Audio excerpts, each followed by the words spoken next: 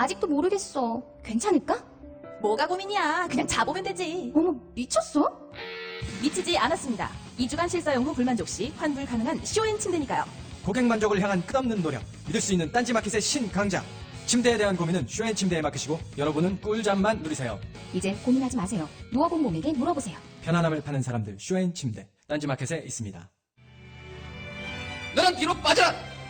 이 비겁한 교훈을 가르쳐야 했던 우리의 600년의 역사, 이 역사를 청산해야 한다. 권력에 맞서서 당당하게 권력을 한번 쟁취하는 우리의 역사가 이루어져야만이 이제 비로소 우리의 젊은이들이 떳떳하게 정의를 얘기할 수 있고 떳떳하게 불의에 맞설 수 있는 새로운 역사를 노무현 대통령이 만들 수 있다. 말하는 설득과 소통의 원칙. 대통령이 말하기 위즈덤 하우스. 엄마, 나 가게 안 하고 싶은데. 너 가게 해봤니? 농식 만들어봤니? 인테리어는? 집기는? 일할 사람은? 운영은? 가게 자리는? 그래도만! 너 돈이 있니? 난 요술램프 몬스터 셰프다. 네가 원하는 모든 것을 들어주마. 맛집의 맛을 똑같이 만들어줄 수 있어요? 맛뿐만 아니라 돈과 청매의 모든 비법을 알려주겠노라. 야하! 이젠 걱정 고민 끝! 네이버 검색창에 몬스터 셰프라고 쳐주세요. 상담문의 02-458-8838 몬스터 셰프!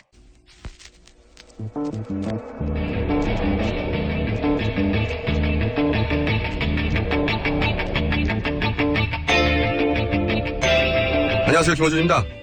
1960년 4.19가 있었습니다. 이승만 대통령이 하야했습니다. 3년 후 군인 박정희는 대통령 박정희가 되었습니다. 1979년 11.6이 있었습니다. 대통령 박정희 사망했습니다. 2년 후 군인 전두환은 대통령 전두환이 되었습니다. 1987년 60이 있었습니다. 전두환 대통령이 물러났습니다. 8개월 후 육사 동기 노태우는 대통령 노태우가 되었습니다. 2016년 11월 12일 내일 다시 한번 수많은 분들이 거리에 나설 겁니다. 정치가 제 기능을 못할 때 우리 국민들은 거리로 나가 새로운 길을 직접 만들었습니다. 동아시아 유일의 자랑스러운 민주화 역사입니다. 하지만 그 과실을 챙긴 건 매번 따로 있었습니다. 국민이 개 돼지로 취급받았던 건 그래서입니다. 그래봐야 권력은 결국 내가 먹는다. 그들이 잘 보이지 않는다고 사라진 게 아닙니다. 제가 너는 누구냐고 계속 묻는 이유이기도 합니다. 이럴 때일수록 그 역사를 차분하게 되돌아봐야 합니다. 주말은 거리에서 뵙겠습니다. 김원준 생각이었습니다.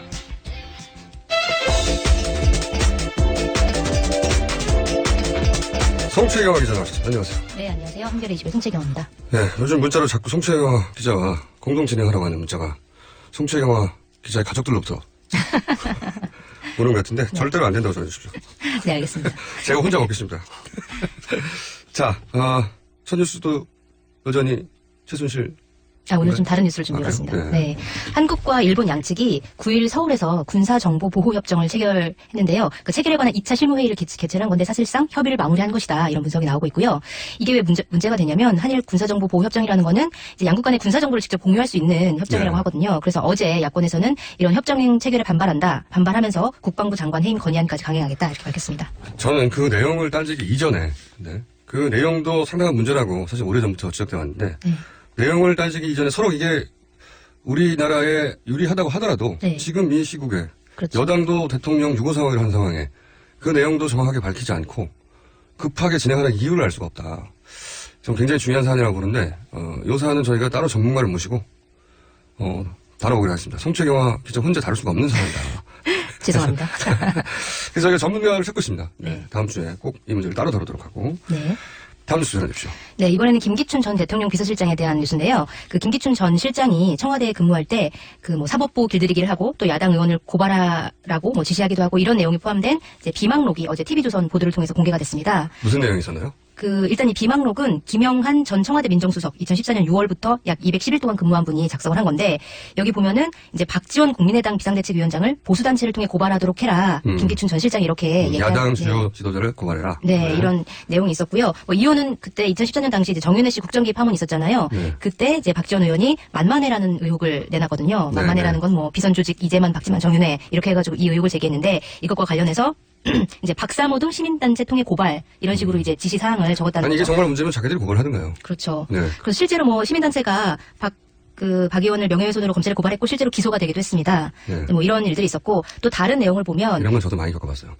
네. 그 비망록의 다른 내용을 보면 김기춘 전 실장이 청와대 수석비서관 회의에서 법원이 지나치게 강대하다, 법원을 길들여야 된다 이렇게 발언한 내용도 있거든요. 보면은 법원의 수건 사업 중 하나인 상고 법원으로 협상을 하는 등 모든 방법을 동원할 것. 그다음에 대한 변협 선거 때에는 애국단체의 관여가 요구된다. 이런 식으로 이제 발언을 이런 합니다. 고소 고발을 해도 네. 또 검찰을 통해서 기소를 하더라도 네. 거기까지는 정권이 의도를 했다는 뜻이기도 하죠. 네. 법원이 근데 말을 안 듣는다는 거죠. 네. 법원이 원하는 결론을 내주지 않는다. 네. 제가 지금 이 방송을 하고 올 수 있는 이유입니다. 네. 그나마 다행이군요. 네.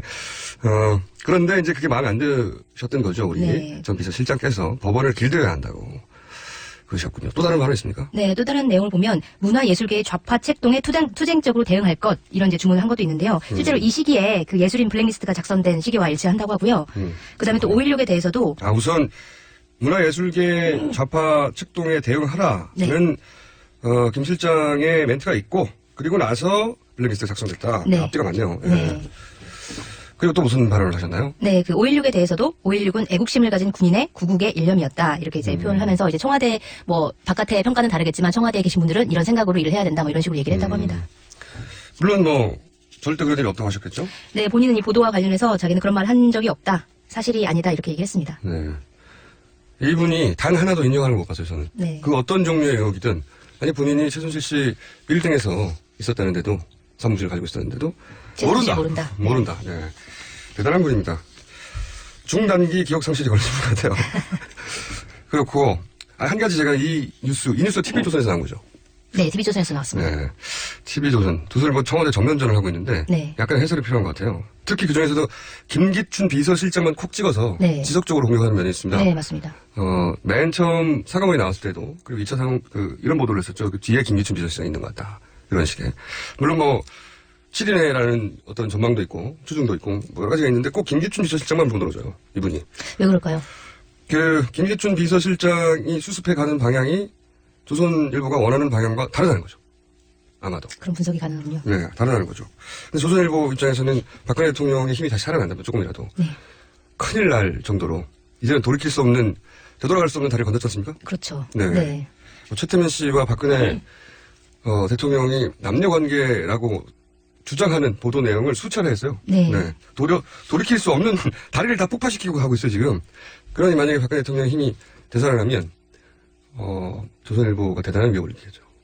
그렇겠죠. 그래서 이제 김기춘 전 실장에 대한 보도도 이렇게 네. 나오는 것이다. 이렇게 추정하는군요. 그렇죠. 김기춘 전 비서장 어쨌든 박근혜 대통령을 보호하고 계속 힘을 유지하는 방향으로 조처를 해 나가는 걸로 추정됩니다. 네. 그러다 보니, 이런, 우리가 평상시에는 볼 수 없었던 보도가 계속 나오게 되니까. 이런 해석이 가능합니다. 다음 뉴스 주십시오. 네, 알겠습니다.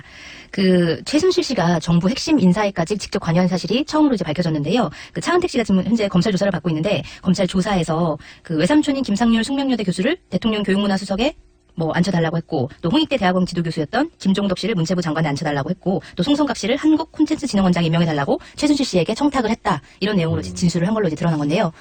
그러니까 실제로 그게 다 실행이 됐기 때문에 이제 최순실 씨가 이렇게 정부 핵심 인사 장관 인사에까지 직접 관여를 한 거 아니냐 이런 사실이 이제 밝혀진 거고요.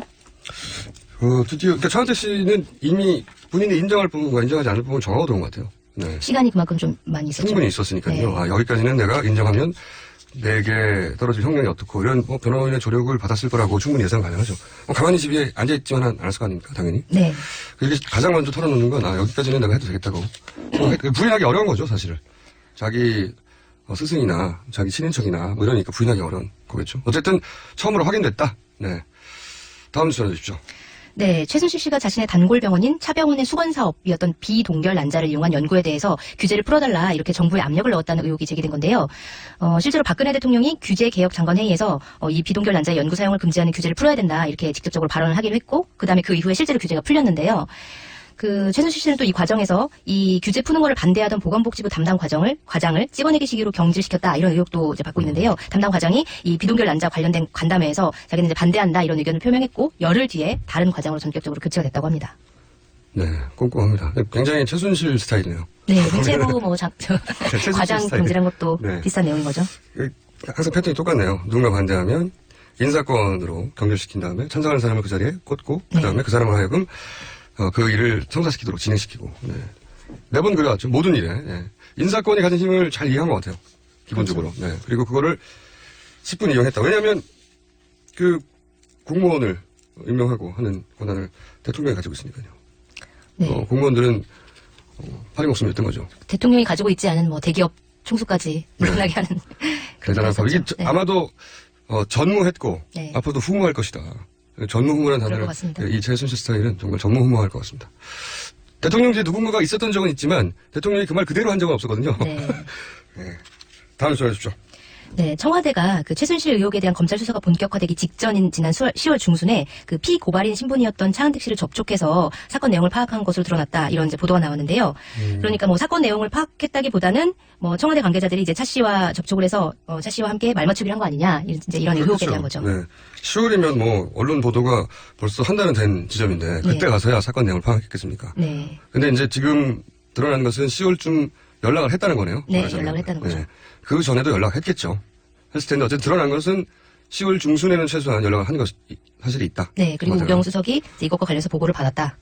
이런 거는 민정수석이 하는 얘기죠. 네. 근데 이제 그 우병우 전 민정수석이 직접 과거에 표현했던 방식대로 하자면 우병우 씨죠, 이제. 네. 노무현 전 대통령 우병우 전 민정수석은 당신은 더 이상 이제 대통령도 아니고, 선배도 아니고, 뇌물, 혐의자, 노무현 씨다라고 하고 조선했다고 하잖아요.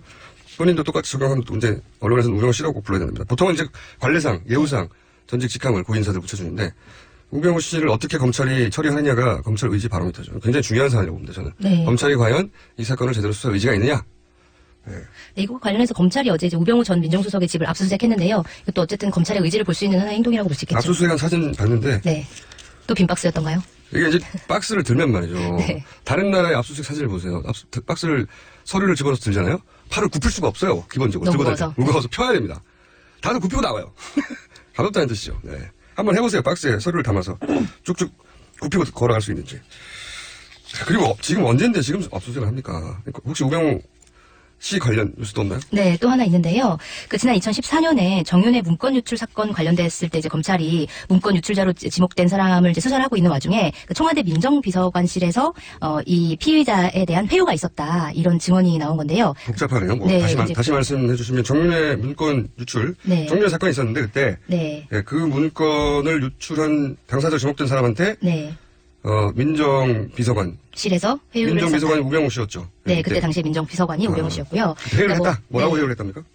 그러니까 사건을 간단하게 설명을 하면 이제 이 사건을 검찰이 결론을 낸 건 박관천 전 행정관, 청와대 행정관이 이제 문건을 청와대에서 갖고 나왔고 이제 그 갖고 나온 문건을 서울경찰서 사무실에 놨는데 그 사무실에 있던 문건을 이 전 경위가 한일이라는 이름을 가진 전 경위가 그 문건을 복사해서 최경락 경위에게 넘겼다. 그래서 최경락 경위가 이걸 언론에 유포했다. 이게 바로 결론이었거든요. 근데 여기서 보도가 나온 건 뭐냐면 이 중간 과정인 한일 경위한테 청와대 민정수석관실에서 이 문건을 최경락 경위에게 넘겼다라고 진술을 해라. 이렇게 얘기를 했다는 겁니다.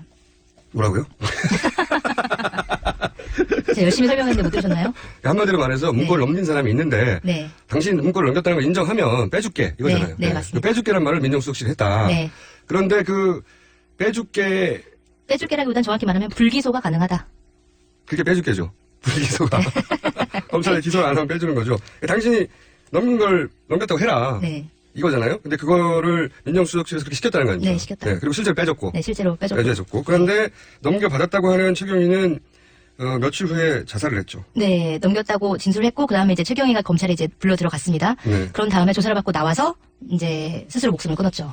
스스로 목숨을 끊었다고 이제 보도가 됐지만 네. 굉장히 아주 단신 한 줄로 처리됐는데 저도 네. 기억납니다.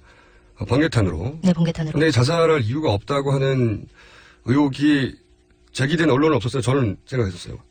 왜냐면은 네, 유가족이 그렇게 주장을 한 내용을 보도한 언론은 있었죠. 네, 유가족이 왜냐면은 이제 이상하다, 부검을 해달라 이렇게 그때 당시 주장을 했었어요. 자살할 이유가 없어요. 왜냐하면 지금 문서를 건넨 사람도 그 관련자 모두가 지금 무죄가 됐고요. 네, 그 다음에 이분이 당시에 그 압수수색 전에 구속. 네. 구속 안 했잖아요. 네, 그리고 구속영장 기각됐죠. 네, 그때. 구속영장을 신청했는데 기각이 돼서 밖으로 나온 거죠. 네. 구속영장도 기각이 됐고 관련자들은 결국 다 무죄도 받았고 사안 자체도 유죄가 돼도 자살할 만한 사안이 아니거든요. 네, 그 정도. 라고 추정되는 상황이었습니다. 물론 뭐 우리가 알지 못하는 본인의 괴로움이 있었을 수는 있겠으나 가족들은 의아하다고 생각하고 저도 이상하다고 생각한. 이게 꼭 번개탄 하면 또 자꾸 생각나는 사건들 있지 않습니까? 네, 그동안 마취제 많았죠. 사건도 있고. 네. 그래서 언론의 주목을 받지 못했지만 저는 굉장히 예한 사건이었습니다. 여하간 핵심은 뭐냐면 당시 그렇게 빼줄 테니 넘겼다고 해라 네. 라고 한 게 민정비서관이었고 민정비서관실의 행정관. 네. 네. 우병우 씨의 지휘 아래 있었고 네. 민정비서관이 검찰을 통해 이 사건을 어떻게 해결할지 설계했다는 뉴스 아닙니까? 네, 맞습니다. 이렇게 해결을 나가지. 그죠? 근데 이제 그 우병우 씨에 관련해서 처음에 검찰은 개인 비리 말하자면 횡령, 네. 가족 회사 그렇죠. 이런 문제였어요. 네, 뭐. 최순실 씨와 관련 없는 사안이었죠. 그게 사실로 드러나도 사실은 벌금 제가 좀 물어보니까 벌금만 200만 나올래나? 50만 원에서? 그런 정도 사안이었어요. 기소한테도. 그런데 중요한 건 지금은 좀 양상이 바뀌어서 사진 보도요. 민정수석인데 과연 최순실일 거를 몰랐냐? 네. 예. 최순실과 커넥션이 있는 거 아니냐? 이렇게 해서 방향이 바뀌었죠. 관련해서 할 말이 좀 있습니다. 우병우 씨 처가, 네. 구체적으로는 장모. 네. 와 커넥션에 대한 이야기는 조홍천 의원이 청와대 공직기강 비서관이었거든요. 장모와 최순실 씨와의 관계요. 그렇죠. 네. 그 의혹을, 그 발단을 처음 제기한 게 청와대에서 공직기강 비서관이라는 건 이제 공직에 있는 사람들, 그야말로 기강을 네. 네, 조사하는 사람들. 그러니까 민정수석실 산하에 있긴 하지만 우병우 민정수석이 처음에 비서관으로 들어왔단 말이죠. 그때 그러면 이 사람의 배경 조사했을 거란 말이죠. 네, 그렇죠. 그랬던 전직인 이 양반이 이제 뭐라고 그랬냐면, 최순실 씨의 인연 때문에 민정수석에 들어왔다는 네. 이야기가 있다고 처음으로 문제 제기했죠. 대정부 질의에서. 네, 그렇습니다. 그 이후 아무런 커넥션이 나온 적이 없어요, 사실은. 뭐, 언론에서 팔선녀라느니, 실체가 불분명한. 네. 그런 이제 루머에 가까운 이야기들만 계속 있었지. 근데 며칠 전에 뉴스타파에서 네. 처음으로 보도가 나온 게 뭐냐면, 이 우병우 씨 장모의 회사, 삼남개발. 네. 네, 골프장 운영을 맞아요. 합니다. 보도 봤습니다. 네. 삼남개발과 이 최순실 씨의 카페 간에 거래가 있었다. 커피 거래가 있었다. 네. 네. 근데 약간 규모가 좀 적긴 하더라고요. 양은 얼마 안 돼요. 네. 근데 중요한 것은 둘이 아는 사이였다고 하는 네. 직접적인 증거가 처음으로 나온 거죠. 근데 또 하나는 이제 이 최순실 씨하고 이제 관계가 있는 게 아니냐고 이제 처음으로 커넥션에 나온 장모. 네. 이분이 이화여대 1억을 기부했는데 당시 네, 이제 맞습니다. 특혜 의혹인 이화여대하고 또 그리고 구체적으로는 정윤아 씨 점수 특혜를 준 교수가 있습니다. 기억나시죠? 네. 이모 씨. 예. 의류학과. 네네. 네. 의류학과 교수. 이 교수가 이 장모가 운영하는 골프장에 라운딩을 한 기록이 또 있어요. 아주 작은 기록들이 나오는 거예요. 작은 기록들. 어쨌든 연결이 되어 있는 여기서 조금, 고리들이. 예, 네. 저기서 조금 흔적들이 나오는 거죠. 근데 이제 보세요. 최순실 씨, 제가 왜 이렇게 말을 많이 하느냐. 네. 글쎄요, 누가 말리는 사람이 없으니까. 그래서 굉장히 중요한 사건이라고 생각하거든요. 네. 이게 다 바로미터라고 생각해요. 지금 막 뉴스가 쏟아지고 있는데 그 뉴스들은 다 덮이고 잊혀지게 돼 있어요. 근데 이게 정말로 검찰이 수사 의지가 있느냐는 이 사건을 통해서 드러난다고 봅니다. 우병우 관련된 네, 사건. 우병우 씨를 어떻게 수사하느냐. 네. 우병우 씨가 이 모든 걸 몰랐다는 거는 저는 이해가 안 가요. 이런 그 측근 비리, 대통령의 친인척과 측근 비리를 조사하라고 있는 곳이에요, 여기가. 그러니까 아무것도 안 했다는 건 말도 안 되는 거거든요. 그러니까 알았는데 어디까지 알았는데 어떻게 목인해 왔는가. 최순실 게이트를 방조한 셈이 되는 거군요. 그러니 중요한 일인데 최순실 씨와 우병우 커넥션이 보이지 않았는데 처음으로 하나 나왔어요. 하나. 커피 거래. 네. 커피 거래. 찾아보면 몇백만 원 안 됩니다. 네, 한 160만 원 그래야 되더라고요. 100만 원 안 됩니다. 네. 근데 이 카페는 아주 작은 카페예요. 네. 카페 자체를 보자면. 본인들 해명으로는 그 카페가 커피를 싸게 팔아서 샀다. 세상에 카페가 얼마나 많은지 아십니까? 저희가 더 싸게 홍보할 수 있어요. 그런데 네. 직접 연결된 유일한 케이스인데 생각해 보시면 최순실 씨하고 최순실 씨 사건의 특징이 뭐냐. 최순실 게이트의 특징은 굉장히 사소한 인연을 가지고 어마어마한 일을 벌인다는 겁니다. 네, 맞습니다. 본인이 다니던 뭐 병원, 뭐 그렇죠. 소지센터, 프랑크푸르트에서 자기한테 잘해줬다고 해가지고 네, 승진시키고. 대한항공에 전화한다는 거 아닙니까? 승진시키라고. 그리고 뭐 자기 앞집에 사는 스포츠센터 소장님한테 이 800억짜리 재단에 이사장을 시키려고 한 거 아닙니까? 네. 그리고 뭐 자기 단골 성형외과라고 해서 경제수석에 막 전화하고 뭐 국정원 나가고 국세청 나가고 아이 사소하니까 이렇게 생각할 게 아니라는 거죠. 네. 그 장모와의 사소한 인연으로 혹시 민정수석까지 된 게 아니냐라는 추측인 거죠. 그러니까 단서가 작다고 네. 커넥션이 작다고 생각하면 절대 안 되는 게 최순실 게이트의 특징이고 그건 여실히 봐왔기 때문에 검찰의 의지만 있다면 이제는 우병우 씨 장모 이야기를 할 수 있는 거예요. 네. 브리핑을 제가 하고 말았네요. 뭔가 바뀐 것 같습니다. 네. 그래서 이제 게시판에 불만이 있어요. 게스트들 나오면 네. 좀 말 좀 하게 하라고. 왜 혼자 다 말하냐고. 진행자보다는 출연자가 더 잘 어울리는 것 같아요. 저도 그렇게 생각하고요. 이사장님. 네. 제가 게스트를 계속 했으면 좋겠어요. 동시에 진행도 하고. 혼자 떠들 수 있는데 왜 나오냐 게스트가. 혼자 하면 심심하잖아요. 저 딸인가요? 제가 한 뉴스를 너무 오래 붙잡고 있긴 했는데 네. 지금까지 나온 뉴스 대부분 동호반복처럼 들려가지고 특히 안 들어오거든요. 네. 이 사건은 시금석입니다. 어떻게 하는지. 계속 지켜봐야 됩니다. 또 역시 그 기사 작성 가이드라인을 제시해주는. 제 말을 잘 듣진 않는 것 같더라고요. 길게 하고 말았네요. 네. 너무 그러네요. 다른 뉴스 중에 혹시 제목만 해도 언급할 만한 주요 뉴스가 하나 정도 있습니까? 뭐 이제 최순실 씨가 체포당한 뒤에도 비밀 회사에서 증거 자료를 빼돌렸다 이런 보도가 나왔고요. 또 이미경 이제 그 CJ 부회장 사태 같은 경우에 이제 이 통화 녹음 내용을 이미경 부회장이 청와대 측에 항의성으로 보냈었다. 네, 뭐 이런 내용이 있었고. 알겠습니다. 네. 네. 계속 동호반복 같아가지고 제가 한 사건을 좀 깊이 들어가 봤습니다. 오늘 여기까지 하겠습니다. 네, 감사합니다. 최영화 기자였습니다.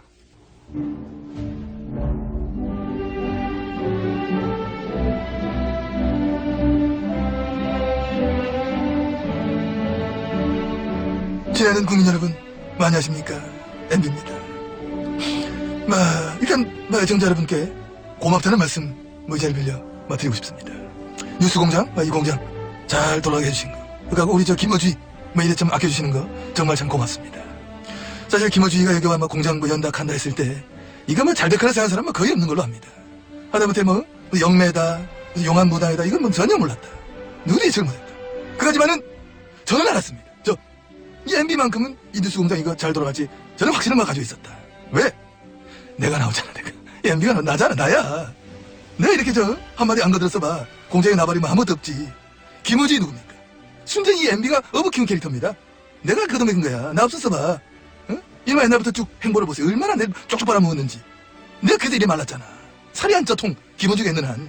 근데 김우주이 봐봐. 볼따고 살 톡톡 올라. 이거 저는 수염을 가리지가 있었지.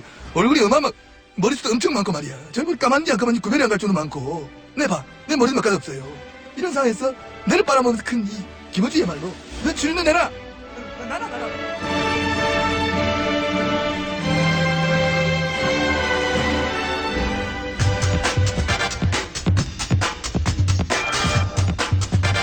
박근혜 대통령이 국회를 방문해 총리 후보를 추천해달라고 하자 야3당은 일고의 가치도 없다며 거절했습니다.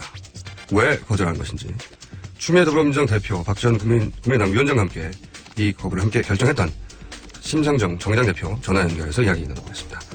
안녕하세요 대표님. 네, 안녕하세요. 네, 이지만이 다시 뵙겠습니다. 네. 네.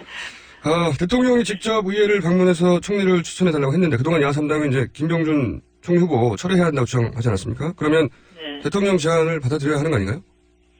우선 그 제안 자체가 말장난에 가깝고 또 제안의 전제가 잘못됐죠. 왜 그렇습니까? 국회 총리 추천 제안한 것이 엄청난 결단인 것처럼 이렇게 호도되고 있는데 네. 국무총리 권한을 규정한 헌법 86조, 87조에 있는 말씀하고 가신 거예요. 그러니까 어떤 내용이 있습니까? 국무총리는 국회 동의를 거쳐서 임명해야 되고요. 네. 국무총리는 각 부를 통할한다 이렇게 돼 있고. 통할이라는 용어가 거기서 나오는군요. 국무위원 87조는 국무위원은 국무총리의 제청으로 대통령이 임명한다 이렇게 돼 있어요. 네. 그러니까 대통령이 오셔서 한 말씀은 어차피 동의를 받아야 될 국무총리를 국회에 사전 요청한 것에 불과한 거죠. 그리고 이제 무엇보다도 중요한 것은 지금 국민은 헌정유린의 책임자가 대통령이고 네. 그래서 더 이상 대통령으로 인정하지 않고 있어요. 그러니까 이 모든 수습책의 전제는 대통령의 책임이 무엇인지 그래서 대통령의 거취를 어떻게 할 것인지가 전제돼야 국민들과 소통이 가능한 것입니다. 그 말씀을 요약하자면 그 대통령이 이제 내각 통화라는 표현을 썼는데 그 내각 통화라는 게 원래 헌법에 있는 내용이고, 네. 그렇죠. 그래서 네. 네. 그러니까 총리가 원래 하던 일을 한다고 말한 이상의 의미가 없다 이런 말씀이시고, 네. 네. 그게 아니라 요구했던 것은 대통령 권한을 내려놓아라 이런 요구인데 거기에 대한 말이 없었다 이런 얘기인가요? 그렇죠. 지금 지난번에 90초 그다음에 9분 이번에 국회 오셔서는 13분 그냥 스치듯 지나가셨는데 네. 오셔서 당신 하고 싶은 말만 딱 하고 갔단 말이에요. 네. 그러니까 거기 그 얘기 대통령이 그 말씀하고 제안을 하면 할수록 지금 대통령 하야 탄핵에 대한 국민의 요구가 점점 높아지고 있어요. 그 이유는 뭐냐면은 대통령이 지금 국민들에게 하셔야 될 얘기는 내가 뭘 잘못했다 그동안에 그리고 그 대통령으로서의 책임이 뭐다. 그래서 나는 어떻게 하겠다. 이 말씀을 하셔야 되는데 이건 쏙 빼고 이러저런 방안들을 네, 내니까 꼼수가 자리 보존을 위한 그런 꼼수로 일관하고 계신 거 아니냐. 이 때문에 이제 국민들이 더 분노하고 있는 겁니다. 대통령 권한을 어떻게 하겠다는 말이 없이 총리를 누구로 하냐 하는 건 부차적인 거다 이런 말씀이신 거죠? 예, 당연하죠. 예. 그런데 새누리당에서는 대통령 권한을 다 내어놓아라 하는 건 예를 들어서 국군 통수권 이거 다 내놔라 하는 거는 이거 헌법을 부정하는 거다. 반헌법적이다. 이렇게 얘기합니다. 지금은 대통령 자신이 헌법을 파괴하고 헌정을 유린한 상황이라는 것이 야당들의 인식이고 국민들의 인식이죠. 그러니까 새누리당은 아직도 정신 못 차린 겁니다. 뭐 그런 문제의식으로 인해서 일단 야3당이 이번 주말, 그러니까 토요일부터 촛불을 들고 나간다. 여기까지는 네. 합의가 된 겁니까? 네, 합의가 됐습니다. 아, 다 나오실 겁니다. 예. 야3당 모두. 어제 오후까지만 하더라도 민주당에서는 그걸 공식 당론으로 아직 발표 안 했던 걸로 제가 기억하는데. 그것까지는 제가 확인 안 했네요. 네. 근데, 추미애 대표께서 네네. 민주당 의총 자리에서 말씀하실 때, 네. 12일 날 다 결합한다 이렇게 말씀을 하셔서 저는 그렇게 이해를 네. 하고 있습니다. 대표들끼리는 합의가 확실히 된 거죠. 네네. 네. 그렇군요. 근데 그 다음 어떻게 되는 겁니까? 그러니까 일단 촛불까지는 보조를 맞춘다. 거기까지만 결정한 건가요? 왜냐하면 각 당의 이 사태에 대한 대처가 조금씩 다른 걸로 알고 있는데 어디까지가 합의가 된 거죠?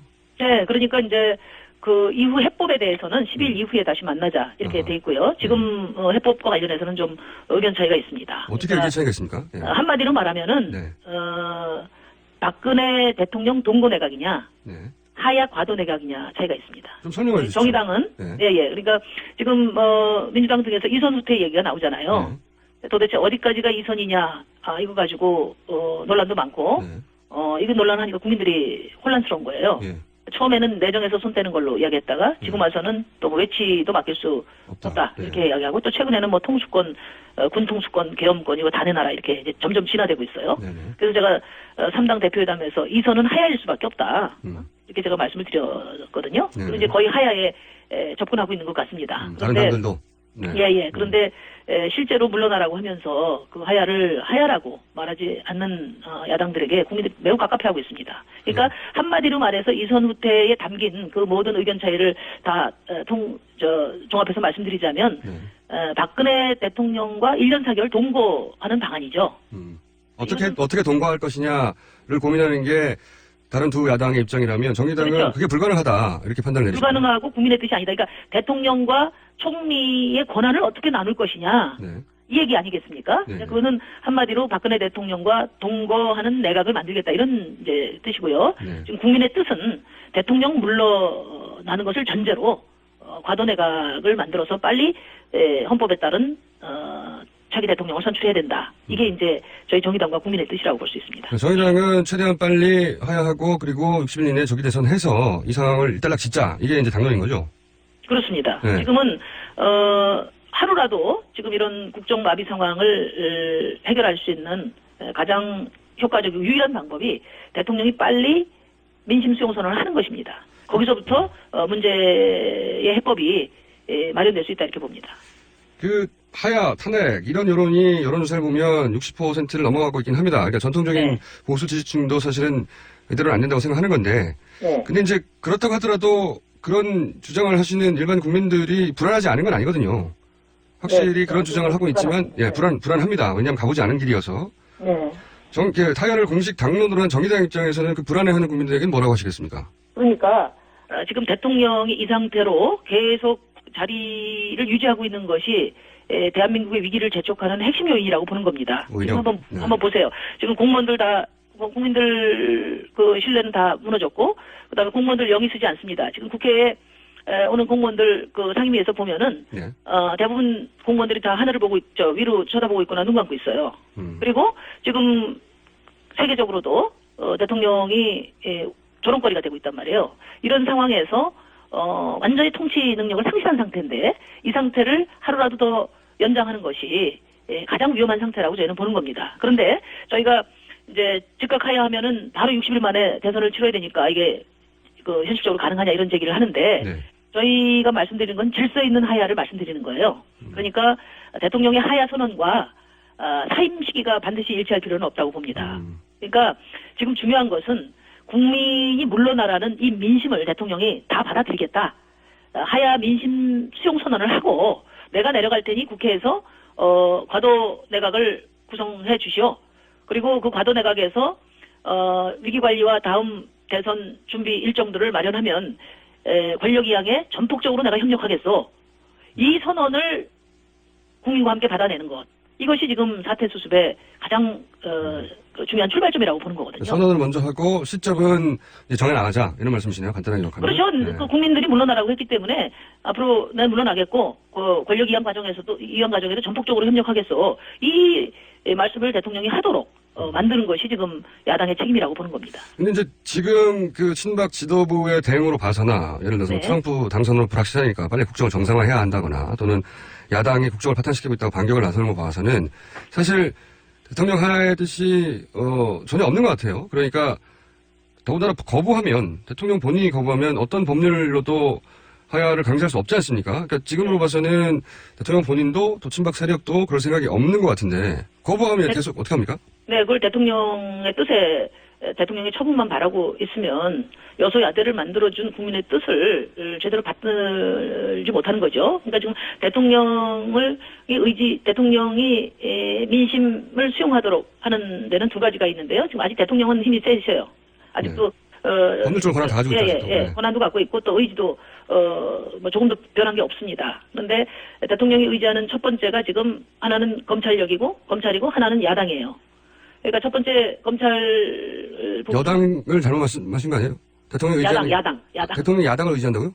네, 의지한다는 게 아니라 예. 대통령이 지금 버티는 힘이 이 두 네. 가지라고 봅니다. 오히려 야당 덕분에 버틴다고 보세요? 첫째는 이제 검찰 부분은 지금 최재경 씨를 민정수석으로 임명하면서 네. 검찰력은 확고하게 가져가겠다는 의지를 밝혔지 않습니까? 네네. 사실상 그런 거고 또 그 검찰이 그 뜻에 부합해서 대통령 임기 보존을 위한 그런 정치 검찰로서의 역할을 잘 해주기를 기대하는 거죠. 그다음에 또 하나는 야당이 민심의 편에 대해서 확고한 단일한 수습안을 가지고 압박을 하지 않고 대통령과 국민 사이에서 지금 서성거리면서 또 다른 어떤 타협책을 가지고 많은 혼란이 지금 쌓여 있습니다. 민주당과 국민의당의 똑부러지지 못한 태도가 오히려 대통령을 버티게 하는 힘이 원천이다 이렇게 보시는 거군요. 그래서 저는 빨리 야당이 임명하는 특검으로 지금 검찰권을 대체하고 네. 그리고 야당들이 국민과 함께 스크럽을 짜고 민심을 수용하도록 압박하면 저는 버틸 재간이 없지 않겠습니까? 그래도 버티면 어떻게 합니까? 강제할 수단이 없는데 그 다음 수순은 뭐죠? 그래도 버티면은 헌법에 규정된 헌정 수호 절차를 밟아야죠. 탄핵을 말씀하시는 거예요? 네. 아니 네. 그렇죠. 네. 당연하죠. 탄핵을 하야 과도 내각 방안은 이제 박근혜 대통령이 최소한 양심과 애국심이 있다는 전제인데 그렇지 않다면 헌법에 규정된 헌정 수호 절차가 탄핵 소추죠. 그런데 탄핵 절차는 이제 3분의 2가 찬성해야 되는데 국회에서 야당만으로는 안 되지 않습니까? 그 저는 이번에는 탄핵 요건이 너무나 분명한 만큼 강성 친박을 제외하고 새누리당 의원들이 대통령과 함께 죽는 길을 선택하지는 않을 거라고 생각합니다. 그리고 헌재에서도 이 탄핵 요건이 너무 법률적으로 분명하니까 탄핵될 것으로 봅니다. 그래서 탄핵 소추 돌입 시간이 저는 멀지 않았다고 생각해요. 대통령이 빨리 결단해야 하고요. 대통령이 민심 거역 자리 보전 의사가 확고해진다면 국회가 헌법에 따라 단호히 탄핵 절차에 들어가야 된다고 봅니다. 소위 새누리당에서 비박학 쪽은 탄핵 절차에 동의할 것이다 이렇게 예상하시는 거죠? 아니 지금 오히려 새누리당 또 보수 일각에서 헌법에 따라 해라 탄핵해라 차라리 이렇게 그런 말을 하고 있죠. 많지 않습니까? 예. 네네. 근데 또 정작 탄핵 절차에 들어가면 뭐랄까요? 지금 대선 기간이어서 서로 이합 집산이 있고 정치적 거래가 활발한 시기라 탄핵을 동의해 줄 테니 대신 이렇게 해달라는 요구가 반드시 있을 것 같은데 뒷거래가 그러다 보면 예를 들어 개헌에 동의해달라든지 내각제를 같이 가자든지 그러니까 탄핵이 탄핵만으로 끝내는 게 아니라 대선까지 바라본 정치적 수순이어서 이게 우리가 생각하듯이 아주 깔끔하게 진행될까요? 그렇기 때문에 야당들, 예. 또 야권, 이른바 대선 주자들, 예. 네, 저는 책임이 매우 크다고 봅니다. 지금 중요한 것은, 예. 이 국정마비 상태를 통치불능의 식물 대통령으로 1년 반을 맡겨도 돈 좋은지, 그래도 대한민국이, 온전할 수 있는지, 이 질문에 우리 모두 답해야 합니다. 그 알겠습니다. 질문에 답한 다음에, 해법을 찾아가야 된다고 보고요. 지금 보수 원로들조차도 어제 보도 보니까 국가를 생각한다면은 조기 퇴진만이 유일한 해법이다. 이렇게 이야기를 다 하고 있어요. 보수 진영에서 그렇기 때문에 그런 거 많이 나옵니다. 예. 예. 그렇기 때문에 진정 나라를 이끌어보겠다는 지도자들이라면 저는 사심을 버려야 된다고 봅니다.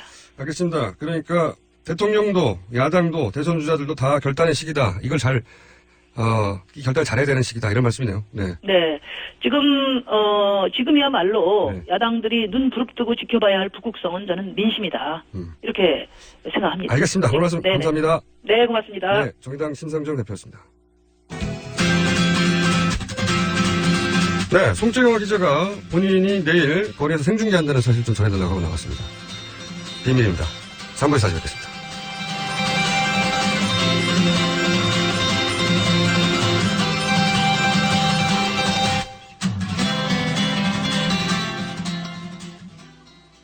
어머니도 감기 드셨어? 사들인 온열 매트가 몸에 잘 안 맞으신가? 네, 거기서 주무시고 아침에 일어나면 몸이 많이 찌뿌둥하시대요. 기력도 없으시고. 결국 전자파 문제가 큰 것 같네. 가만, 우리 회사 김대리가 요번에 온열 침대를 샀는데 유지비도 저렴하고 밑에 열선이 없어 전자파가 아예 제로라던데? 정말요? 침대 이름이 뭐래요? 김대리가 구매한 침대는 다존 군불 침대입니다. 기분 좋은 따뜻함 군불침대. 구매 문의는 02-2245-3531, 02-2245-3531. 태산이 높다 하되 하늘 아래 매이로다. 오르고 또 오르면 못 오를 리 없건만은 사람이 제 안이 오르고 뇌만 높다 하나니. 영어가 어려운들 하늘 아래 말이로다. 백일 중 3 듣고도 들으면 안 들리기 없건만은 사람이 제 안이 듣고 영어 탐만 하나니. 한국 최고의 외국어 라디오 방송 TBS EFM 101.3 Korea's #1 foreign language station, TBS EFM 101.3.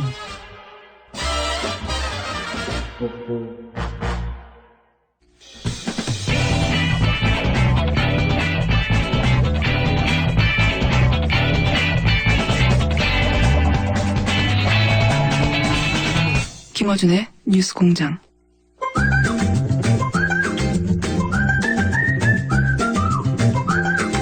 네, 로전 뉴스공장 3부입니다. 칼 폴라니. 네, 외워지지 않는 칼. 사회경제연구소의 정태인 소장님 나오셨습니다. 네, 안녕하세요. 네, 트럼프 얘기를 해야 되겠죠? 이제 전 세계 경제 환경이 변하겠죠, 아마도? 네, 그렇죠. 네. 네, 방금 전에 여기 속보가 보이는 TV가 안에 있습니다. 속보를 보니까 트럼프는 한미동맹은 강화하겠다, 이렇게 속보가 나왔는데 무슨 뜻이죠? 네, 트럼프의 외교 정책은 고립주의라고 합니다. 그러니까 미국이 여러 군데 개입하다가 이제는 아주 중요한 데만 개입하고 웬만한 데는 개입하지 않겠다. 더 이상 경찰 국가가 아니다, 미국이. 예, 그런데 한미동맹을 강화한다는 거는 한국은 굉장히 중요한 데다.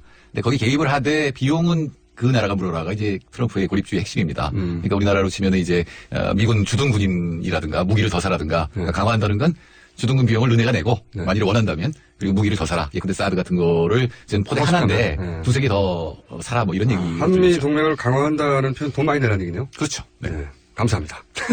그러면 우리 쪽에서는 그럼 주한미군 철수해라라고 얘기할 수 있어야 되는데 지금 우리나라 왜냐하면 미국의 이익도 있으니까 여기 있는 거거든요. 그렇죠. 네, 동북아 지역에서 중국을 견제한다든가 러시아를 견제하기 위한 미국의 목적도 분명히 있어서 서로 분담하는 건데 결국 게임은 그래 철수해라 이렇게 나가야 되는데 우리나라 대통령 상황이. 우리는 철수 안 한다고 무기에 넘겨버렸기 때문에 협상 파워가 지금 없는 거죠. 지금. 예. 어쨌든 돈 많이 내라고 하고 있습니다. 첫 일성이 강화한다. 예, 좋아할 뉴스인데 그 속내는 이제 계속 그랬죠. 돈 많이 내라고. 더 내라고.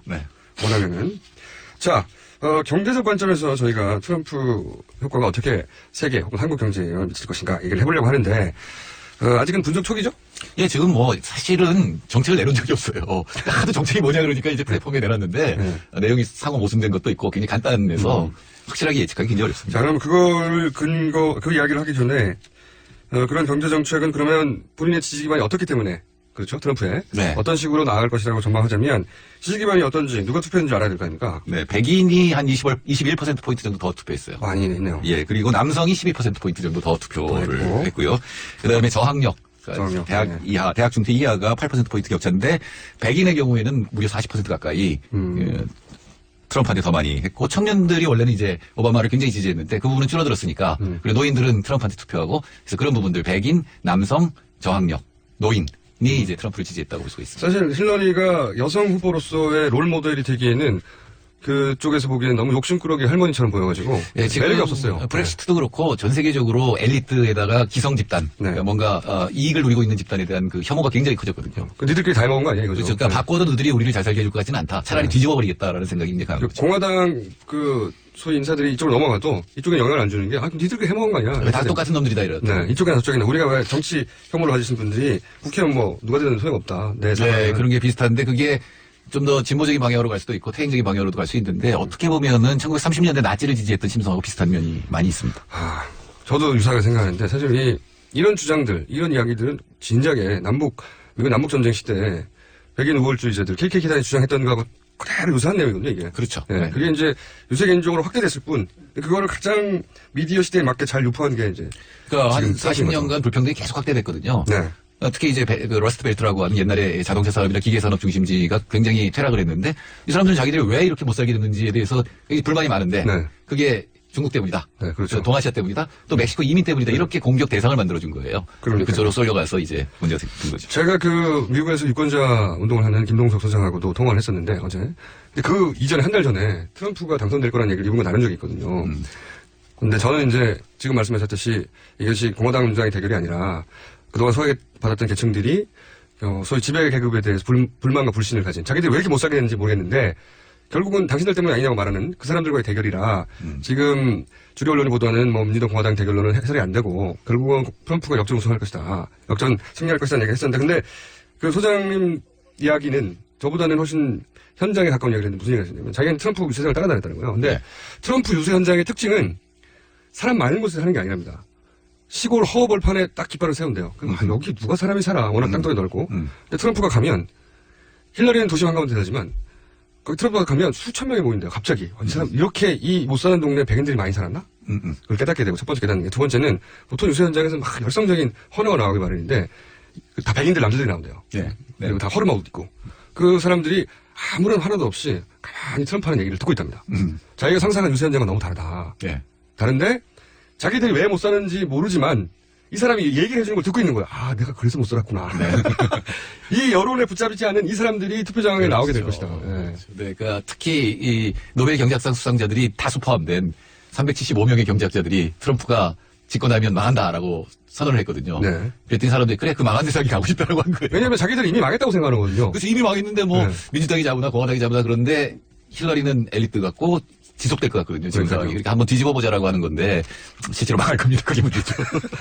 40여 년간의 그 경제적 어떤 불평등 이 끝에 다다라 미국이 선택한 탈출구가 겨우 트럼프인 거죠. 미국 계층들이 그 소외받은 계층들이 그게 답이 아니라는 걸 깨닫게 되면 얼마나 미국이 큰 그러니까 이렇게 잘 보면 캘리포니아 부분이 압도적 지지잖아요. 힐러리에. 그게 이제 IT이고 첨단 산업이고 이 사람들이 지적 있는 사람들. 먹고 사는 사람들이죠. 그리고. 그리고 월스트리트인데 이 사람들의 편을 드니까 기존의 어떤 전통 제조업 입장에서는 굉장히 소외를 느끼는 거죠. 저는 너네 잘났다 이러는 거죠. 그렇죠. 당신은 잘난 거 알겠는데 우리는 못 살아. 그래서 계속 그쪽만 지원하고 발전시키면 우리는 계속 못 살 거 아니냐라고 하는 게 있고 그건 분명히 트럼프가 잘 짚은 거라고 볼 수가 있죠. 그렇죠. 근데 그거는 이제 그 뭐랄까 증오의 힘으로 당선된 거죠. 그렇죠.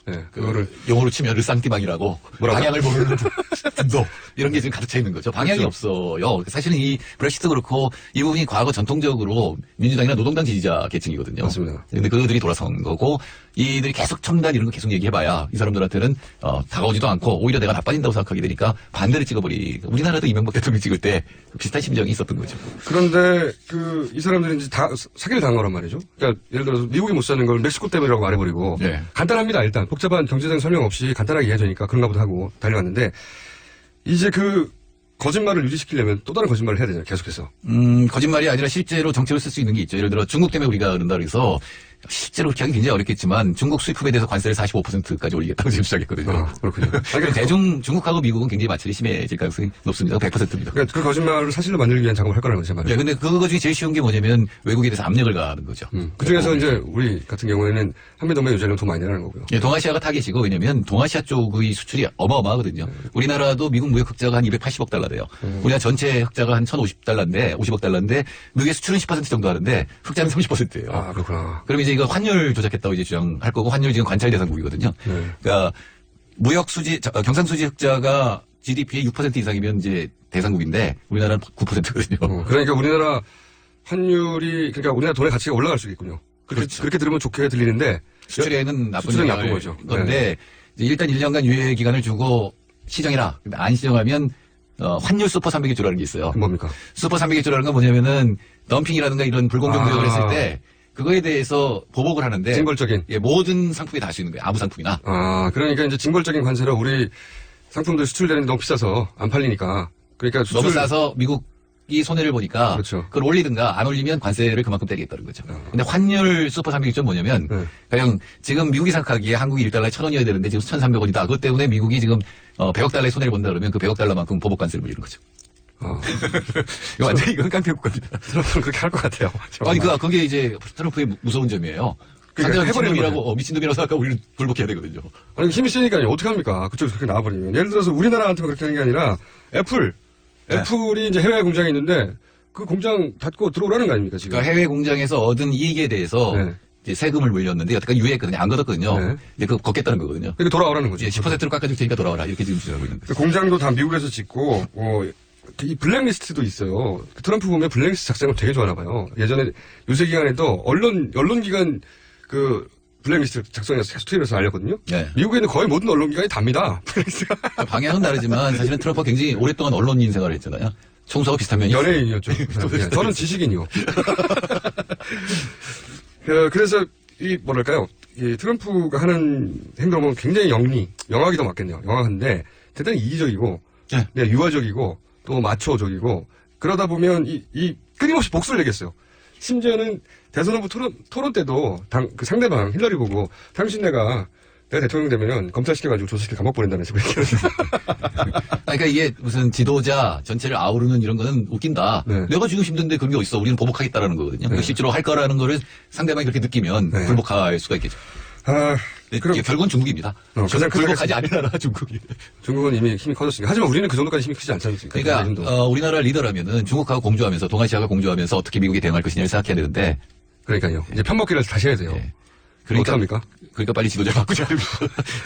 지금 더 중요한 건 외치예요. 지금 이 트럼프가 이렇게 나오는데 아직 취임 안 했지만 갖다 선물을 안길 가능성이 굉장히 높거든요. 특히 TPP 문제라든가 한미 FTA 재협상 문제라든가 이런 거에 대해서 굉장히 굴복해버릴 가능성이 높거든요. 가장 큰 문제는 자동차 그리고 농산물입니다. 그런 협상들이 이제 앞으로 계속 벌어질 텐데 연쇄적으로. 그것도 앞으로 1년 이내에 대부분 벌어질 것 같은데. 그렇죠. 가장 힘이 셀 때. 빨리 성과를 내야 되니까. 그리고 성과가 가장 빨리 나는 건 뭐냐면 대외 관계거든요. 얘들이 굴복했다는 걸 보여주는 거거든요. 그리고 언론에서 이제 트럼프가 북한 대통령에게 전화해서 화기애애했다고 하는데 그럼 뭐 화를 냅니까? 화기애애하죠 처음에. 근데 그거를 이제 큰 뉴스라고 이제 계속 속보로 내버렸는데 그 뉴스 나올 때 아베는 만난다고. 우리는 전화할 때 화기애애했다고 뉴스를 내보내고 아베는 만난다고. 이 상황이 다른 거죠. 아니 저는 그건 다행이라고 생각해요. 만나면 더 큰일이죠. 트럼프 입장에서 왜 떡이냐 이렇거든요. 듣고 보니 그러네요. 설득돼버렸네. 네. 전화통화만 하는 게 낫겠네요. 네. 감사합니다. 전화통화를 해가지고. 이게 이런 외교를 일본도 지금 급한 거군요. 야, 저 사람이 전면적인. 근데 일본 경우는요. 일본이 지금 재무장을 지금 하고 싶어 하잖아요. 그리고 미국은 동아시아에 들어가는 주둔비를 줄이고 싶잖아요. 그러니까 얼마나 좋아요. 이게 맞아떨어지기 때문에 그러니까 일본이 군사화하고 거기에 투자하는 거는 곧 미국의 비용이 줄어드는 거거든요. 중국을 견제하는 비용이. 그러니까 이쪽은 맞아떨어지는 부분이 있는데. 그러니까 빨리 만나려고. 그래서 아마도 중국에 대한 어떤 대응책을 만들 겁니다. 둘이서 만나서. 또 제가 답답했던 것은 우리 정부의 대응이 궁금하니까 지금 도저히 예상치 못했던 일이 벌어졌으니까. 근데 정부는 시나리오가 있었어야 하는 것이고, 그죠? 당연히 이런 일도 있고 저런 일도 벌어질 수 있고. 그래서 이제 그 외교부에도 묻고 기자들이 물었단 말이죠. 그랬더니 답변이 뭐냐면 오바마 행정부가 아직 남았기 때문에 우리는 오바마 행정부를 파트너로 삼으면 된다라고 하는데 이게 말도 안 되는 소리죠. 우리 정부는 그게 없잖아요. 누가 사령탑인지가 없잖아요. NSC가 자기가 사령탑 아니라고 주장하고 있고. 컨트롤탑 아니라고 하니까. 대통령은 잠적하기 일수고. 자. 그러면 이제 우리 한국의 영향으로 예를 들어서 FTA 재협상은 당연히 하겠네요. 할 거고 특히 이제 자동차라든가 이런 자동차 관세를 올린다든가 그다음 또 하나가 문제가 되는 게 무역구제라는 게 있어요. 이건 뭐냐면은 보복하는 거거든요. 보복. 덤핑에 대한 보복 이런 것들이 지금보다도 훨씬 더 강화될 가능성이. 트럼프는 보복이 훨씬 해요. 블랙리스트, 보복 이 단어를 끊임없이 주장합니다. 그러니까 우리 정부는 지금 한국이 굉장히 불리하게 맺은 게 지적재산권 서비스 투자 이런 부분이거든요. 이 부분을 가지고 완화시키지 않으면 못 들어주겠다라고 대응을 하고 트럼프가 화내면서 그걸 폐기하자. 그럼 예스를 해야 되는데. 비즈니스 제일도 강하거든요. 다른 거는 모르겠지만. 제일 문제가 되는 데는 물론 농민들은 언제나 문제였지만 현대자동차입니다. 그렇구나. 그러니까 한국 정부가 노무현 정부가 자기들이 합의 FTA 했을 때 제일 잘한 게 자동차라고 선언을 했고. 그래서 미국 사실 자동차 제조업체들도 그 FTA에 반대했었죠. 한 번 재협상을 했잖아요. 근데 이거를 이제 더 불리하게 할 가능성이 굉장히 높습니다. 그러면 우리 내년에 성장률은 굉장히 타격을 받을 수도 있겠네요. 근데 사실 미국의 수출은 10%인데 우리가 5의 수출들이 있거든요. 중국의 수출을 해서 중국 제품이 들어가는 게 있는데 만약 중국 제품이 45%를 때려버리면 그것도 바뀌니까. 우리 중국 부품 수출이 오히려 줄어들어서 타격이 있을 수 있습니다. 타격이. 우리가 지금 쉽게 알지 못하는 것 중에 또 변화가 있을 게 뭐가 있을까요? 보호주의다, 미국의. 제일 큰 거는 미국이 사실 미국이 화석연료 매장량이 세계 1위거든요. 석탄이라든가 시일가스라든가 그다음에 석유 이런 것들. 안 퍼내고 있잖아요. 그걸 퍼내겠다는 거죠. 그러니까 재생에너지 산업이라든가 환경산업에 대한 보조금이 굉장히 많거든요. 그러니까 미국에서 전기차 사면은 거의 1,000만 원 보조금을 줘요. 그런 거 다 없애고. 공장 시대로 돌아가는 거네요? 그게 지금 공약이잖아요. 그러니까 과거에 미국이 굉장히 번성했던 그때 화석연료 시대로 돌아가서 미국을 세계 제1위로 다시 올려놓겠다는. 제조업을 다시 하려겠다. 그건 사실은 굉장히 일부 맞는 얘기. 미국 입장에서 보면 그죠. 제조업 고용에서 죽었으니까. 굉장히 중요하니까. 네. 그러면서 맞고 그다음에 또 근데 이제 굉장히 모순되는 게 많다 그랬는데 그리고 이민은 안 받아도 제조업 못 하고 근데 이민은 맞고 제조업은 하고 트럼프가 일관되고 완전한 세계관을 가지고 있지 않잖아요. 그건 이해해 줬으면 좋겠고요. 그리고 그렇게 모든 이론이 정확하게 있는 사람들이 세상을 이끌어온 결과가 이거다라고 하는 거에 대해서 사실 그런 편이 있거든요. 이론만 정확하지 현실은 다른데 그거에 대해서 불만이 있었던 거를 반영을 했기 때문에 아마 단기적으로 트럼프 인기는 더 올라갈 가능성이 없습니다. 또 우리 불안한 우리 그 보수 진영의 이제 분석가들이 미국 공화당이 오랫동안 유지해왔던 미국 정치권 유지해왔던 질서가 있기 때문에 트럼프가 들어온다고 해서 정책적인 변화가 크지 않을 것이다라고 분석을 하며 위로하더라고요. 근데 공화당이든 민주당이든 언제나 지지하는 게 있는 게 뭐냐면 보호주의적인 것, 상대에 대한 공격적인 것, 외교에서 승리 이런 것들은 애국주의. 그것의 극단이 이제 트럼프인 것이고. 사실은 힐러리도 민족주의였고 이 트럼프도 민족주의였는데 그 부분에 관해서는 의원들이 그걸 갖다가 견제 안 할 거거든요. 왜냐하면 자기주의 이익이 걸려있기 때문에. 그래서 아마 대외적으로 보호무역주의 사실은 공격적 자유주의라고 할 수도 있는데 그게 굉장히 강화될 거고 그 첫 번째 타깃이 중국인데 중국은 함부로 못 건드리잖아요. 그 옆에 비슷한 나라가 하나 있잖아요. 한국을. 거기다 지금 굉장히 취약하잖아요. 그런 문제에 대해서. 그리고 우리가 중국과의 관계가 사드나 등등 비롯해가지고 사실은 균열이 많이 생겼기 때문에 하여튼 복잡합니다. 굉장히 복잡하고 그리고 복잡하지 않아요. 제가 트럼프라면. 아니 우리 입장에서. 우리 입장에서는 우리 복잡하잖아요. 당하는 겁니까? 아니 당하는 게 아니라 막으면 되는 건데 지금 그러지 못할 것 같으니까. 그게 복잡한 거죠. 그걸 풀려면은 지금 정치상을 풀어야 되는데 이게 풀리려나. 그리고 풀리죠. 내일 많이 나오면 풀립니다. 저 생각 듭니다. 저는 미국이 소위 이제 빨간주, 파란주 민주당을 지지하는 상대적으로 좀 진보적인 주하고 그리고 그 소득수준도 높고 그런 주하고 아닌 주가 확연히 구분되잖아요. 네. 근데 미국은 이제 연방이어서 주만의 독립성이 굉장히 강하잖아요. 사실은 선거제도 다 다르고 모든 게 다 다른데 이 사람들이 연방을 탈퇴한다는 주장이 나오지 않을까 하는 생각도 저는. 아니, 있긴 있는데, 그렇게 되겠습니까? 그러니까 이게 빨간 거, 파란 거, 그 지도를 쫙 보면은 거의 비슷해요, 오바마 때랑. 근데 이 오디오 밑에 있는 러스트 벨트라는. 예전에 잘 나가던 공업지대가 망했죠. 미시간이라든가 시카고가, 거기가 돌아선 거거든요. 거의 큰 인구가 많은 쪽이 돌아서. 받아들이지 못하는 사람들이 이제 우리는 연방을 탈퇴하겠다. 합중국이 더 이상 아니라 쪼개지는. 아니, 영원한 제국이 어딨습니까? 미국 사람들이 대마할 줄 몰라요. 그래서 그냥 떠들다가 말 거예요. 그러니까 우리나라에 와서 좀 배워가면 그게 혹시 압력이 될 수도 있는데 대마하는 거 말하면 미국 사람 대마. 오늘은 이제 맛배기만 했는데 앞으로 이제 소장님께서는 트럼프로 인해서 세계 경제가 어떻게 변하고 우리는 어떻게 해야 되는가 이런 얘기를 좀 더 심도 있게 들어가 보기로 하겠습니다. 여하간 지금까지 우리가 알던 세계 질서는 이제 변하게 될 것이다. 트럼프에 의해서. 그리고 트럼프는 공화당에 누가 말리든 자기가 하고 싶은 대로 할 거다. 자기가 하고 싶은 대로 해서 대통령이 됐거든요. 그렇죠.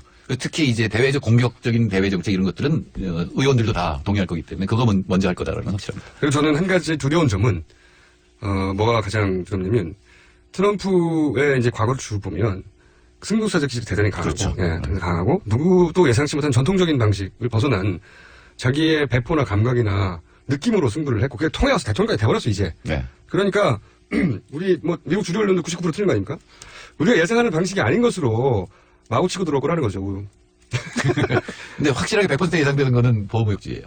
그거는 이 한국의 어떤 정부가 어떻게 대응할 것이냐에 대해서 굉장히 정교하게 또 강단 있게 대응을 해야 되는데. 트럼프 정도로 나오면 여기서 굉장히 유연하고 사고방식이 열려있고 철학이 분명한 지도부가 이걸 대처해 나가야 되는데 상상력을 가지고. 지금 상황은 대처할 사람 대장도 지금 정해져 있지 않습니까? 특히 중국과 공동대화하는 건 굉장히 중요하거든요. 근데 지금 이제 상황이 별로 안 좋습니다. 알겠습니다. 오늘은 트럼프 그 이후의 세상에 대한 경제로 바라본 세상에 대한 맛보기였습니다. 맛보기였고 다음 챕터는 좀 더 들어가 보겠습니다. 지금까지 칼 폴라니 사회경제연구소의 정태수 소장님이었습니다. 네, 감사합니다.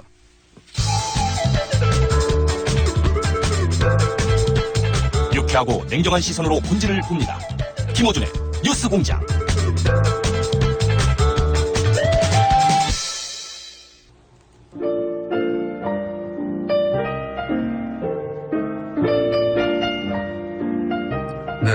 불친절한 AS천입니다. 첫 브리핑 시간에 문자가 많이 왔습니다. 제가 너무 말을 많이 한다고 좀 말려라 쟤를 등등 문자가 아주 많이 왔네요. 제가 방송하는 이래로 PD, 작가, 게스트 심지어는 방송사의 사장님도 게스트보다 말을 많이 하지 말라고 말렸는데 다 실패했어요. 안 됩니다 그렇게. 앱 방송을 들으려고 하는데 무한 로딩이 돼서 기절할 뻔하다가 버스 기사님에게 교통방송 틀어달라고 해서 실시간으로 듣고 있습니다. 예수아빠님. 아주 좋은 방법입니다. 모든 버스에 방송을 교통방송으로 교체해주세요. 여기까지 하겠습니다.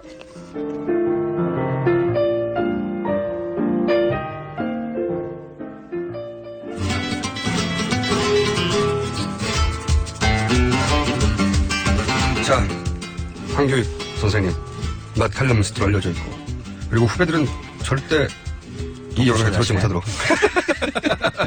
제가 이 시간을 못 들은 분들을 위해서 계속 그 소개를 하려고요. 후배들이 황교익 선생님에게 저도 그 마칼럼니스트 하고 싶습니다. 방송에 나가고 싶습니다. 했더니 안 된다. 여기는 내부역이다. 딴 거 해라. 다른 영역에서 1인자가 되시라. 나는 여기서 늙어서 말을 못할 때까지 할 거다. 자, 그런 분입니다. 네, 그런 분이 이런 얘기를 하고 있습니다. 우리가 음식에 대해서 잘못 알고 있는 신화들이 있는데, 그거 해체 주마라고 하시는 코너인데, 오늘은 어떤 주제입니까? 천일염 이야기를 하려고 그래요. 천일염? 예, 네. 김장철이라서 이제 소금들 많이 필요하실 텐데, 뭐 김장, 그러면 뭐 천일염, 뭐 소금으로 절여야지, 뭐 이렇게들 당연히 생각하실 특히 이제 것 바닷물. 같아요. 그래야 뭐 김장이 맛있다, 뭐 된장 간장은 천일염으로 해야 좋다, 뭐 다들 이렇게 생각을 하시죠. 근데 그리고 본인도 사실은 천일염에 대해서 찬양을 하신 적 있지 않습니까? 그 어떻게 하셨어요? 예전에, 그러니까 2008년에 정부가 천일염을 좀 키우겠다는 이제 정책으로 이렇게 내놨어요. 그때 정부에서 나오는 여러 자료들을 저는 보고, 그리고 그 주변의 과학자들이 내놓는 자료들을 보니까 천일염 좋은 것 같아.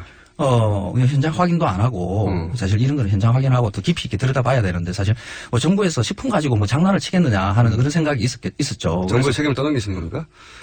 그거는 저한테도 일부 책임이 있습니다. 조금 더 면밀하게 보고 해야 되는데, 그래서 이 천일염이, 정부에서 저를 2008년이면 이명박 정부네요. 그렇죠. 저를 속인 일에 대한 것에 대해서 화가 굉장히 많았죠. 그럼 그 속았다는 걸 어떻게 하셨어요? 가서 현장에 가서 보니까, 이건 보통 뭐 청정갯벌에서 생산되는. 천일염 하면 바닷가에서 물을 빼가지고, 그걸 과정은 모르겠지만 증발시켜서. 맞습니다. 자연의 소금이다. 이렇게 생각하니까. 그런데 그 청정갯벌이라는 것을 그 바닷가 바로 옆에 있으니까 우리는 그런가 보다 하고 생각을 해요. 저도 한 두 번째 갔을 때는 그걸 잘 발견을 못했어요. 그런가 보다. 그런데 한 세 번째 가니까 청정갯벌이 아니구나. 그냥 갯벌을 막아놓은 땅이구나 하는 것을 보이기 시작해요. 저 강원 한복판에 그냥 그 물막이 조금 옆에 해놓고 거기에 바닷물 퍼넣어도 그냥 천일염 생산이 됩니다. 바닷물이니까요. 그렇죠. 그러니까 갯벌과 관계없이 오히려 갯벌을 죽인 땅에서 만들어지는 소금이죠. 첫 번째는. 그러니까 친환경적이다라는 생각으로 그런 그 갯벌 지역에서 나오는 천일염이니까 그 지역을 갖다가 뭐 슬로시티로 만들어야 된다, 뭐 좀 만들어져 있나요? 뭐 이렇게 생각을 하는데. 슬로시티라는 건 슬로우 푸드에서 나오는 그 말이라는 거. 그러니까 친환경적이다라고 보는 거죠. 안 해요. 친환경적이지 않고요. 갯벌을 파괴하는 반환경적인 공간이라는 것을 우선 그 공간 자체가 그렇고 생산 방식은요. 뭐 거기다가 그냥 결정지에서 그 뻘이 뜨니까 그 위에 이제 장판을 깔아놨어요. 장판이라면 우리가 지금 잘안 장판이요? 예, 그리고 잘 안 쓰고. 고무 장판이요? 두매요. 이제 가정에서 쓰는 장판보다도 더 두껍고 뭐 시커먼 색깔에. 예전에 기억해보면 8, 90년대 연탄 때문에 누렇게 되는 그 장판 말씀하시는 건가?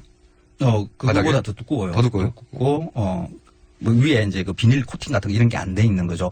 시커먼 색깔인데 뭐 공업용의 그런 보통 그 바닥에 뭐 일어나지 않게끔 이렇게 까는 거죠. 지금 말씀하신 건 PVC로 만든 그 장판을 말씀하시는 거죠? 그렇습니다. 먹으면 안 되는 거 사람이. 그렇죠. 그게 보통 이제 천일염은 이제 한여름에 생산을 하죠. 그래서 아주 뜨겁습니다. 안에 그 연판 위에 올라서는 것도 힘들 정도로 아주 뜨거운 그 강한 열에 그리고 소금물에 그래서 환경 호르몬이 나온다. 그래서 그런 환경 호르몬이 나오지 않는 장판으로 지금 교체를 했다라고 해요. 그런데 그걸 가지고 친환경 이런데 그게 어떻게 친환경이 될 수 있어요? 장판을 깔면 그 위에 바닷물, 공기 이런 것이 땅과 이렇게 교류하지 않죠. 갇히죠. 그러면 썩습니다. 그 땅이 이 기법은 어디서 나온 거예요? 이런 생산 기법은 어디서 나온 겁니까? 원래의 방법은 이제 대만의 방법을 그대로 그 일본 사람들이 1907년에 가져와서 우리 황해도, 경기도 이런 지역에 먼저 이렇게 만들었죠. 그때도 먹는 용도로 그걸 한 거예요? 원래 이제 그 일본은 그 군수 산업 이런 이제 공업 공업용 소금으로 위해서 이게 소금이 필요했고 그래서 그 중에 이제 일부 또 식용으로 썼는데 이거 일제강점기만 하더라도 그걸 곧장 이렇게 쓰는 것은 쓰는 일도 있었지만은 제제염이라고 해서 그 천일염을 가지고 다시 녹여서 끓여서 이렇게 만드는 정제해가지고 흔히 그 시장에서 팔았던 그 꽃소금이라는 거 그런 식으로 보통 생산해서 썼죠. 그럼 일제 시대부터 더 퇴보된 생산 방식이에요? 그래서 그 대만에 제가 가봤어요. 대만에서는 그러면 원래 우리가 원판이 그 대만에 있으니까 그 대만에서는 또 그랬어요. 그냥 해서 먹는 일은 거의 없었고요. 아주 가난한 사람들이나 어쩔 수 없이 그냥 먹었고요. 그냥 그걸 다시 녹여서 소금으로 재결정하는 그 제제염으로 먹었습니다. 그 바닥에 장판을 깐다 한국에서는 그랬더니 그 대만 사람들이 깜짝 놀래요. 어떻게 그렇게 생산을 할 수 있느냐. 사람 먹으면 안 되는데, 그렇게 해가지고. 그리고 그런 식으로 한번 해봤던 적이 있대요. 80년대에 자기네들도 좀 더 깨끗한 소금을 생산하기 위해서 했다가 이거는 사람이 할 일이 아니다 하고 굳었다고 이야기를 하고요. 그리고 대만은 지금 천일염은 공식적으로 생산하지 않습니다. 관광용으로 한 2곳 이렇게 남겨두고 있죠. 이거 참네. 그래요? 그걸 그러면 2007년에 들어서 정부가 권장한 이유는 뭡니까? 2008년에 들어서. 2008년에 이명박 정부가 아마 이런 생각을 했겠죠. 경상도 정부니까 전라도 쪽에도 이렇게 뭔가 좋은 혜택을 줘야 된다. 산업 하나 이렇게 만들어서 해주는 게 어떨까. 그래서 염전은 박정희 정부 때부터 이제 폐 염전 정책을 썼어요. 염전 없애고 네. 그에 대한 보상을 하고 뭐 다른 직업으로 이제 돌리는 이런 일을 꾸준히 해왔거든요. 그걸 이제 뒤집죠. 그래서 천일염이 좋은 소금이다라는 것을 그때 당시에 담당했던 그 농식품부 공무원하고 잠시 얼마 전에 이제 만나서 이런 이야기를 했었는데 왜 그렇게 만드냐 그러니까 안에 내부에서도 좀 더 반대도 있고 좀 더 정밀하게 좀 검사도 해보고 조사도 좀 해보고 이렇게 했어야 되는데 뭐 그냥 하라는 그런 하라니까 할 수밖에 없었다. 그러니까 그때 보통 이제 그 법안을 만들고 뭘 하고 하려 그러면 좀 그 정밀한 조사가 있어야 되잖아요. 네, 당연히 먼거리인데요. 네. 대만은 지금 어떤 실정으로 하고 있는가? 아니 일개 마칼럼니스트도 가보는데 일개. 아니 정부 정책을 정하는데 그 조사를 안 해본 겁니까? 좀 황당해요. 그리고 그런 걸 심어놨어요. 우리나라 천일염은 그때 뭐 게랑드 소금이라는 프랑스에 우리와 비슷한 천일염이라는 이름을 가지고 유명한 있어요. 소금 있습니다. 네. 네. 그게 세계에서 아주 비싸게 팔리니까 그런 것처럼 우리도 그런 거기서는 장관 안 깔고 거기서는 제조 방법이 완전히 다르죠. 장관 같은 거 없고요. 그렇죠. 그 연판에 이렇게 발을 들여놓지 않습니다. 자연적으로. 그리고 아주 비싸게 팔리는 것은 뜨는 소금 위에 소금이 결정될 때 바닥에 깔아앉는 것이 아니라 위로 뜰 때 이렇게 걷어내죠. 그 뜨는 소금은 그 편상이라고 해서 약간 평평한 모양이 돼요. 그러면 고기 같은 것 위에 이렇게 올려서 씹으면 바삭하고 부서지는 거 있죠. 그 바닥에 깔리는 소금은 게랑드 것이라도 쌉니다. 그런 소금, 그러니까 비싸게 팔리는 소금은 우리가 생산하는 천일염과는 전혀 다른 방식이고 그 소금의 결정 구조도 다른데 게랑드보다 더 비싸게 팔 수 있다라는 엉뚱한 말을 하는 그런 사람들이 있었어요. 그 이유가 뭐냐? 안에 미네랄이 뭐 게랑드보다 많다.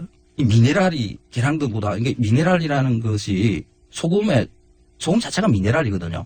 NaCl 이건 Na 나트륨과 염소 그 자체가 미네랄입니다. 그냥 칼륨, 칼슘, 마그네슘 이런 것도 미네랄이고요. 그럼 미네랄에 미네랄이 많다 이런 말이거든요. 일본에서 소금을 판매하는 거기서는 이제 민간이 자율규약을 정해서 민간에서 따로 운영을 하는데 소금에 미네랄이 많다라는 말을 못하게 금지시켜 놓고 있어요. 그거는 비과학적인 거니까. 사기죠, 사기. 그리고 그 미네랄이 많다 하는 마그네슘, 칼륨, 칼슘 그게 있어 봐봤자 한 2% 정도 돼요. 다른 나라 소금에서도 일부 존재해요. 1%, 2% 있는 거거든요. 그게 많다. 천일염을 사서 보통 뭐 3년, 5년 이렇게 간수 뺀다고 이렇게 묵혀두지 않습니까? 그 밑에 빠지는 그 간수의 주요 성분이 그 마그네슘이거든요.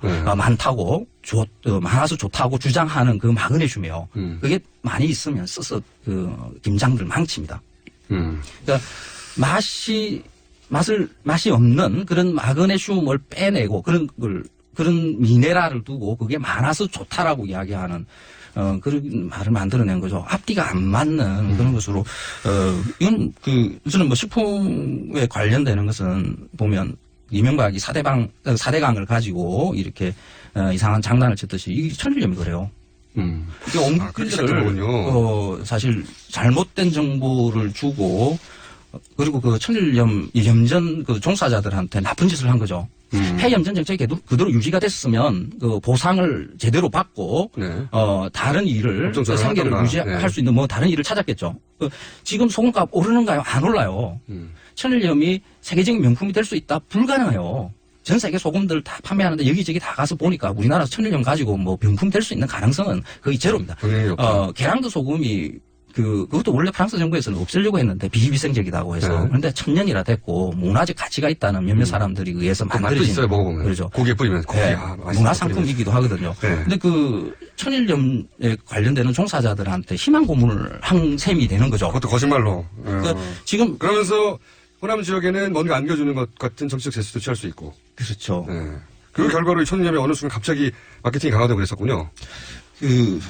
지금이라도 안 늦었어요. 다시 지금 희망 고문을 한 것에 대한 그 보상까지 합해서 그 지금 천일염 전 생산자들이 굉장히 힘들거든요. 소금 가격 안 오르는 것은 뻔한 일입니다.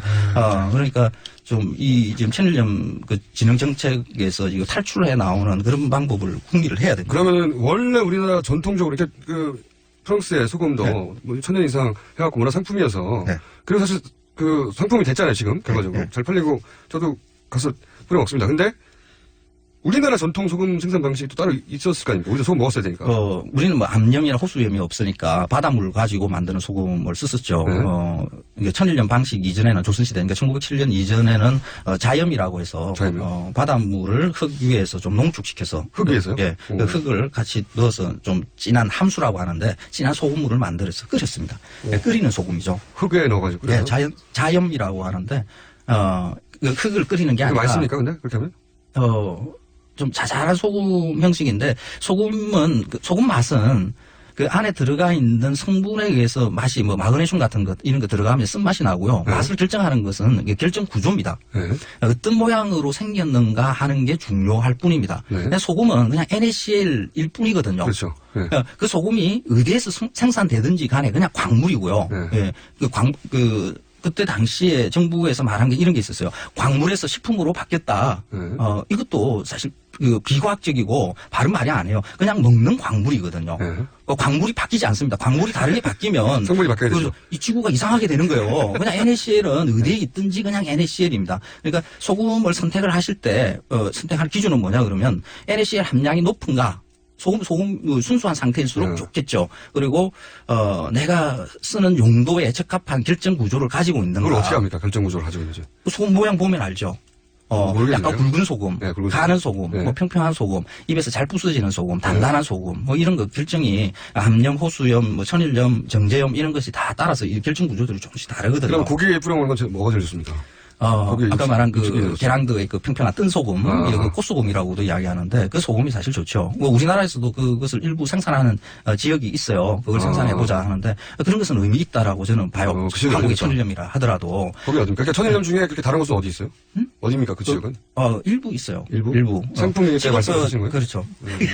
알고 싶어요. 지금은 시도를 하는 단계예요. 그러니까 아직 그런 방식의 소금들이 얼마만큼 생산이 될 수 있는지 그 자연 조건을 굉장히 크게 영향을 미치거든요. 알겠습니다. 그냥 아는 우리가 이때까지 알고 있는 천일염, 10년 전에 부각된 천일염, 이거는 지금 들으셨다시피 잘못된 정보고. 소금일 뿐입니다. 그냥 그 깨끗한 소금 쓰시는 게 좋습니다.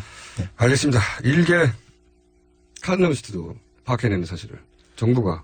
일기라고 그러니까 마칼럼니스트가 좀 그래도 있잖아요. 일개로 계속 나오시는 거 아닙니까? 2개는 안 된다는 거 아니고? 그런가요? 그 의미인가요? 네, 알겠습니다. 네, 지금까지 황교익 마칼럼니스트였습니다. 감사합니다. 네, 고맙습니다.